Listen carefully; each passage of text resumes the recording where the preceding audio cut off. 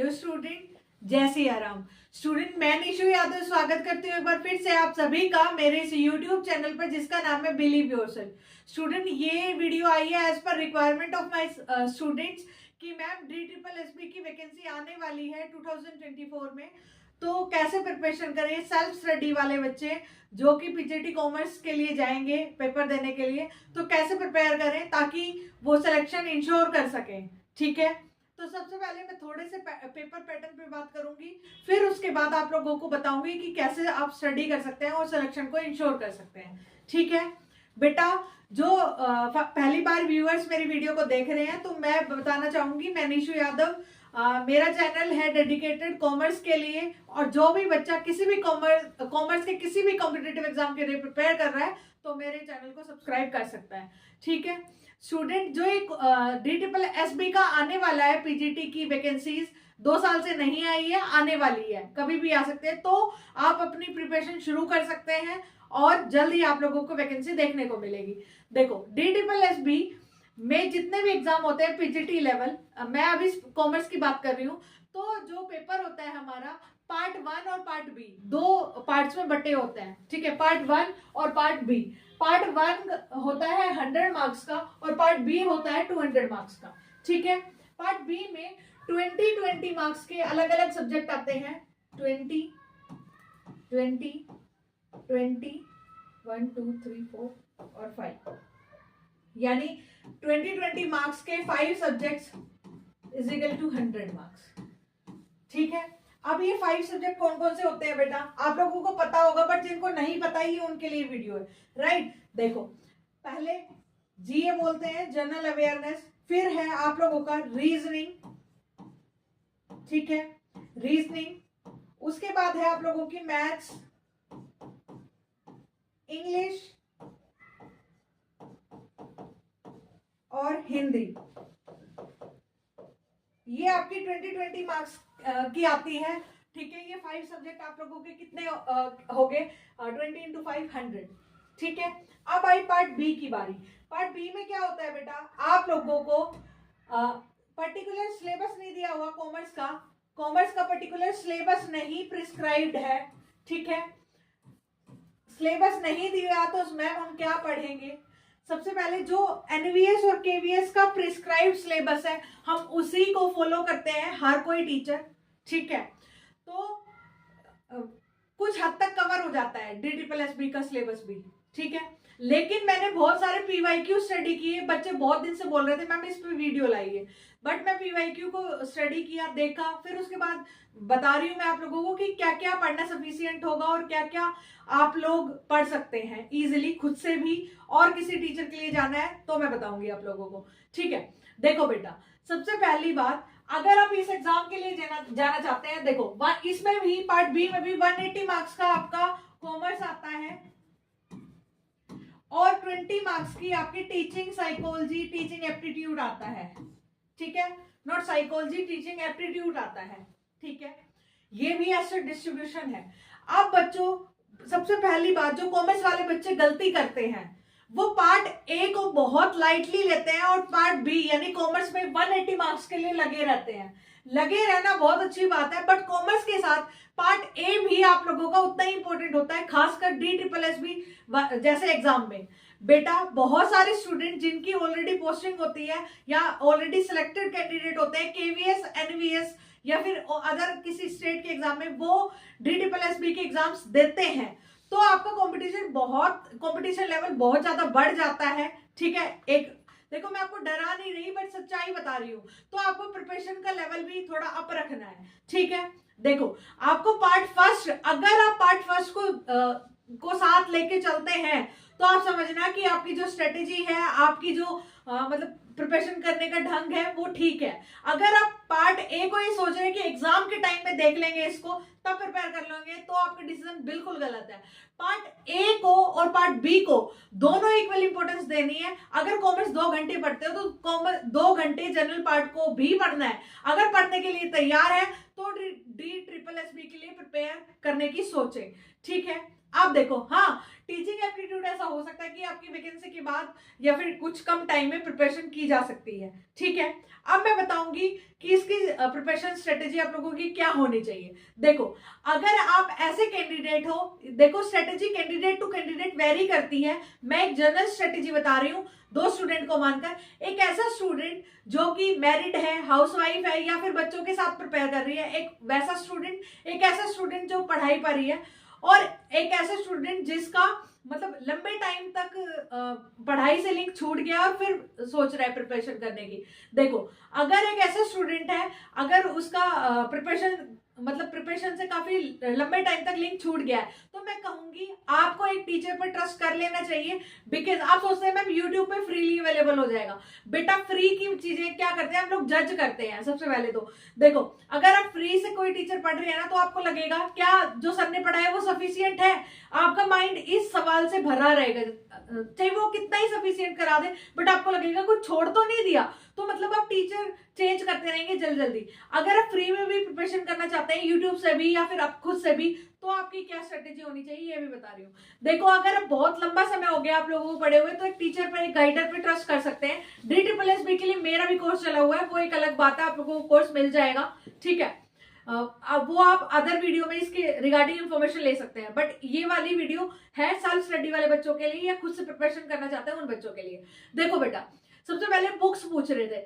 देखो, जो हम सिलेबस देखते हैं ना KVS NVS, उसमें ना 2 चीज और एक्स्ट्रा ऐड करनी है आप लोगों को। KVS NVS का जो सिलेबस है उसी को ही पढ़ना है, बट ऐड क्या करना है आप लोगों को, ऐड करना है बेटा 2 चीजें। कौन कौन सी ऐड करना है आपने? 2 चीजें कौन कौन सी ऐड करनी है? देखो, एक तो आपको ऐड करनी है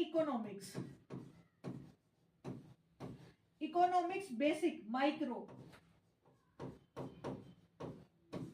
ठीक है। और दूसरा आपको ऐड करना है स्टैटिस्टिक्स, और तीसरा हल्का फुल्का इनकम टैक्स। मैंने PYQ देखे, जो KVS और NVS के एग्जाम है वो कभी भी इन तीनों सब्जेक्टों से क्वेश्चन नहीं देते हैं, बट DSSB देता है, भर भर के क्वेश्चन देता है, इकोनॉमिक्स के भी और स्टैटिस्टिक्स के भी और इनकम टैक्स के भी। तो आपको NVS और KVS के सिलेबस के अलावा ये तीनों सब्जेक्ट को बहुत ज्यादा डीप में नहीं बट शॉर्ट में पढ़ना है। अब आप इनको, जो कॉमर्स वाला पोर्शन है उसके लिए कैसे, कौन सी बुक पढ़ सकते हैं, पहले मैं कॉमर्स के लिए बता रही हूँ, जनरल के लिए फिर कभी कोई और वीडियो लेकर आऊंगी, ठीक है। देखो, जो फर्स्ट जो कॉमर्स वाला पार्ट है वो आप कैसे प्रिपेयर कर सकते हैं ये मैंने बता दिया। आई होप आप लोगों ने राइट डाउन कर लिया होगा, ठीक है। जो आपका कॉमर्स वाला पोर्शन है उसको कैसे कवर कर सकते हैं। देखो बेटा, जो आपका NVS KVS यानी वो वाला सिलेबस करेंगे, तो 11th 12th की बुक, देखो बहुत सारे टीचर बोलते हैं 11th 12th NCERT, ठीक है। देखो, मैं भी प्रेफर करती हूँ NCERT को, लेकिन देखो बेटा, आप लोग ना बुक पढ़ते हो ना, उसको अपने अकॉर्डिंग पढ़ते हो। आप बुक खोलोगे आपको लगेगा सब कुछ आता है, आप लोग वो पोर्शन स्किप कर दोगे जो जहां से क्वेश्चन आता है। तो सबसे पहले अगर खुद सेल्फ स्टडी कर रहे हैं तो ऐसे स्टडी करें, देखो बुक रखें कम और रिवीजन ज्यादा करें, ठीक है। अगर आप 11th 12th की बुक की तरफ जा रहे हैं तो बिल्कुल जाइए, NCERT से बेहतर कुछ नहीं होता है, ठीक है। तो NCERT से ही शुरू करें 11th 12th, या फिर जो भी ऑथर आप लोगों के पास अवेलेबल है उससे शुरू कर सकते हैं। NCERT बहुत सही है, NCERT से कर सकते हैं। कुछ ईयर से, अभी ना कुछ सालों से जो क्वेश्चन पेपर होता है वो NCERT बेस्ड आता है मोस्टली, ठीक है। तो आप लोग NCERT को प्रेफर कर सकते हैं बिल्कुल, लेकिन उनको ध्यान से पढ़े। NCERT कम से कम बता रही हूँ 5 to 6 टाइम्स, ठीक है, पढ़ ले। और एक की पॉइंट, यानी की पॉइंट बराबर अपने नोट्स बना ले। ये नहीं कि पूरा पूरा लिख रहे हैं। जब पहली बार पढ़ेंगे तो कोई नोट्स नहीं बनाना, ठीक है। दूसरी बार पढ़ेंगे कोई नोट्स नहीं बनाना, थर्ड टाइम में आपको नोट्स बनाना है, की पॉइंट, ठीक है। उसके बाद अपनी चीजों को पढ़ना है। सबसे पहली चीज, सिलेबस ध्यान में रख के PYQ को खोलकर तब देखना है, तब पढ़ना है। और जो भी PYQs होते हैं उनको साथ साथ देखो। मान लो आपका सिलेबस है, सिलेबस की फर्स्ट यूनिट है अकाउंटिंग, ठीक है। तो आपने 11th की बुक से पढ़ा जो अकाउंटिंग है, ठीक है, वो पूरा 11th की बुक से पढ़ लिया, सॉरी पूरा 11th क्लास की बुक से पढ़ा, उसी टॉपिक से रिलेटेड PYQ करिए, ठीक है। PYQ करें, एमसीक्यू करें, एमसीक्यू प्रैक्टिस करें, ठीक है। फिर नेक्स्ट टॉपिक की तरफ जाइए। एक बार ऐसे पूरा सिलेबस गो थ्रू करके रिवीजन कम से कम बहुत बार रिवीजन करना है आप लोगों को, ठीक है। 11th-12th बुक, कुछ पोर्शन 11th-12th से कवर हो जाएगा। 11th-12th बीएससी और अकाउंटेंसी, अकाउंट्स, ठीक है। इनसे आप लोगों को जो सिलेबस का पोर्शन कवर होता है वो कवर करना है, ठीक है। इकोनॉमिक्स का पोर्शन भी आप लोगों का हो जाएगा कवर एनसीईआरटी से, इकोनॉमिक्स का पोर्शन भी कवर हो जाएगा आप लोगों का एनसीईआरटी से।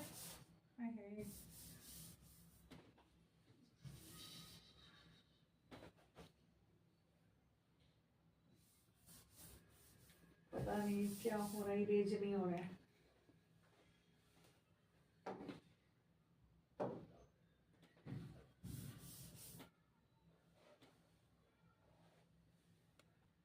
देखो 11th-12th की एनसीईआरटी से आपका अकाउंट्स का पोर्शन और बीएससी का पोर्शन कवर हो जाएगा, ठीक है। उसके साथ आप लोगों को एमसीक्यू के लिए कोई या तो पर्टिकुलर बुक ले लो, बहुत सारी मार्केट में अवेलेबल है, ठीक है, जिसे आप टॉपिक वाइज एमसीक्यू लगा सको, ठीक है। देखो आप लोगों को अगर कॉन्सेप्ट के लिए किसी बुक की तरफ नहीं जा रहे हैं जो मार्केट में गाइड अवेलेबल है, तो मैं गाइड को प्रेफर करती भी नहीं हूँ। आप बुक को पढ़िए बट पीवाईक्यू देते रहिए। या तो DSSB की तरफ जा रहे हैं तो आप लोगों को उसकी वेबसाइट पर, DSSB की वेबसाइट पर यूक्यू पेपर मिल जाएंगे, तो पीवाईक्यू साथ साथ लगाते रहिए, टॉपिक वाइज एमसीक्यू साथ साथ लगाते रहिए, ठीक है। फिर उसके बाद जो आपकी इकोनॉमिक्स का पोर्शन है वो भी कवर हो जाएगा आपका 11 जो माइक्रो, देखो जो माइक्रो पोर्शन है वो वाला कवर करना है आप लोगों को 11th-12th में जहां भी आता है माइक्रो मैक्रो, ठीक है। कभी स्टेट बोर्ड में माइक्रो आती है और सीबीएसई करता है माइक्रो 11th में आते हैं, तो उस हिसाब से देख लेना। माइक्रो पोर्शन कवर करना है, कहने का मतलब ये है माइक्रो पोर्शन से मोस्टली क्वेश्चन आ जाते हैं। मैक्रो का लेवल थोड़ा बढ़ जाता है तो आप लोग कवर ना कर पाएंगे, ठीक है। दूसरा फिर स्टैटिस्टिक्स, स्टैटिस्टिक्स भी आप लोगों को की पॉइंट में कवर करनी है, जैसे जो 11th की बुक है वो, ठीक है। स्टैटिस्टिक्स से बहुत सारे क्वेश्चन बन जाते हैं, 3-4 क्वेश्चन तो बन ही जाते हैं, तो आप लोगों को स्टैटिस्टिक्स भी थोड़े लेवल पर कवर करनी पड़ेगी DSSB के लिए, ठीक है। साथ में पीवाईक्यू और एमसीक्यू तो जैसे ही टॉपिक खत्म करो वैसे ही कर लो, जैसे ही टॉपिक खत्म करा, देखो। और साथ में DSSB में क्या करना है, कॉमर्स के साथ जो फर्स्ट पोर्शन है उसको लाइटली नहीं लेना है, खासकर मैथ और रीजनिंग, ठीक है। मैथ्स रीजनिंग तो फिर भी कर लेते हैं, मैथ्स और इंग्लिश को साथ साथ लगाते रहिए, साथ साथ करते रहिए, ठीक है। बुक से रिलेटेड यही है। और भी जैसे एडवांस लेवल की, जैसे एफएम हो गया, एफएम के लिए भी कोई आप जो भी आप लोगों ने जहां से भी एमकॉम करी है वो एफएम की बुक पढ़ी हुई है। देखो मैं आपको कोई नई नई बुक खरीदने के लिए नहीं कहूंगी, जो आप लोगों के पास है ना, एफएम आता है तो एफएम आप लोगों को थोड़ी बहुत थ्योरीज होगी जो एडवांस लेवल की, जैसे कैपिटल बस्टिंग की थ्योरीज होगी, जैसे मार्जिनल कॉस्टिंग की थ्योरीज होगी, मार्जिनल कॉस्टिंग में जो फॉर्मूलाज वगैरह आते हैं, ठीक है। तो ये वाली पोर्शन ना आपको कॉस्ट अकाउंटिंग, एक तरह का कॉस्ट अकाउंटिंग की जो भी बुक पढ़ी है, एफएम की जो भी बुक पढ़ी है, वहां से थोड़ी थोड़ी थ्योरीज पढ़नी पड़ेगी आप लोगों को, ठीक है। यानी 11th-12th पूरा कवर करना है। 11th-12th अकाउंट्स, बीएससी और इकोनॉमिक्स और स्टैटिस्टिक्स की जो बुक आती है वो इकोनॉमिक्स का ही पार्ट होती है, इकोनॉमिक्स फॉर स्टैटिस्टिक्स, ठीक है, वो बुक्स कवर करनी है। और साथ में एफएम और कोस्टिंग के लिए थोड़ा एडवांस लेवल की बुक देख सकते हैं, ठीक है। ये वाला पोर्शन हो गया कॉमर्स के लिए। बस इन्हीं चीजों को बार बार रिवाइज करते रहे, बस इतना ही टाइम होता है, इन्हीं चीजों को बार बार रिवाइज करते रहे और फिर एमसीक्यू लगाते रहे टॉपिक वाइज। जैसे ही टॉपिक खत्म करा अपना वीकली प्लान बनाइए, वीकली प्लान, पहले डेली प्लान बनाइए, फिर 3 डेज का प्लान बनाइए, फिर वीकली प्लान बनाइए, वीकली रिवीजन करिए, एमसीक्यू लगाइए, ठीक है। ये सब छूट जाता है, ये सब कम हो जाता है हम लोगों का जो ढूंढना ढांढना है। अगर हम किसी टीचर की तरफ जाते हैं, तो अगर कोई टीचर ऐसा लगता है जो सब्जेक्ट वाइज पढ़ा रहा है और टॉपिक वाइज, तो आप ट्रस्ट कर सकते हो और जा सकते हैं, क्योंकि कंटेंट एक जगह मिल जाता है, ठीक है। फिर भी आप सेल्फ स्टडी की तरफ जा रहे हैं तो बिल्कुल जाइए, सेल्फ स्टडी से अच्छा कुछ नहीं होता है। बस ध्यान रखिएगा कि सिलेबस और पीवाईक्यू को ध्यान में रखकर पढ़ा जाए, ठीक है। जो सिलेबस की डिमांड है वो चीज पढ़ते रहे। कई बार क्या होता है, हम नॉलेज तो गेन करते रहते हैं, बट क्या होता है हम लोगों को एग्जाम ओरिएंटेड चीजें नहीं पढ़ पाते हैं, राइट। तो ये एग्जाम ओरिएंटेड पढ़ना ज्यादा जरूरी है। पार्ट फर्स्ट के लिए भी मैं कुछ चीजें बता दूंगी। कॉमर्स वाले ना पार्ट फर्स्ट को बहुत लाइटली लेते हैं, कई बार सिलेक्शन इसी वजह से रुकता है। तो मैं बार बार बोल रही हूँ, अगर DSSB के लिए जा रहे हैं तो पार्ट फर्स्ट को, इवन किसी भी कॉम्पिटेटिव एग्जाम के लिए जा रहे हैं ना, पीजीटी लेवल या किसी भी लेवल, तो पार्ट फर्स्ट को भी आपको इक्वल इंपोर्टेंस देनी है। तो इसके लिए जैसे पूछ रहे हैं आप, पार्ट फर्स्ट में भी कौन से बुक पढ़ सकते हैं ये मैं अगली वीडियो लाऊंगी अगर आप पूछना चाहते हैं तो। बट पार्ट फर्स्ट को साथ साथ लेकर चलना है, ठीक है। ठीक है स्टूडेंट, ये थे मेरे DSSB के बारे में कि कैसे आप लोग पढ़ सकते हैं। फिर भी आपका कोई क्वेश्चन रह गया हो तो कमेंट सेक्शन में कमेंट कर सकते हैं। बेटा एक बच्ची है उसने बार बार कमेंट किया है मैम DSSB सेल्फ स्टडी कैसे कर सकते हैं, ठीक है। तो मैंने बताया है कि सेल्फ स्टडी ऐसे कर सकते हैं आप लोग, ठीक है। फिर भी आपका कोई क्वेश्चन है अगेन कमेंट कर सकते हैं। डिस्क्रिप्शन बॉक्स में मेरे ऐप का लिंक मिल जाएगा। अगर आप कोर्स के लिए आना चाहते हैं तो you are welcome for in my courses, ठीक है स्टूडेंट। मैं निशु यादव एंड करती हूँ मेरी इस वीडियो को। मिलती हूँ किसी नई वीडियो में, तब तक के लिए जय सिया राम।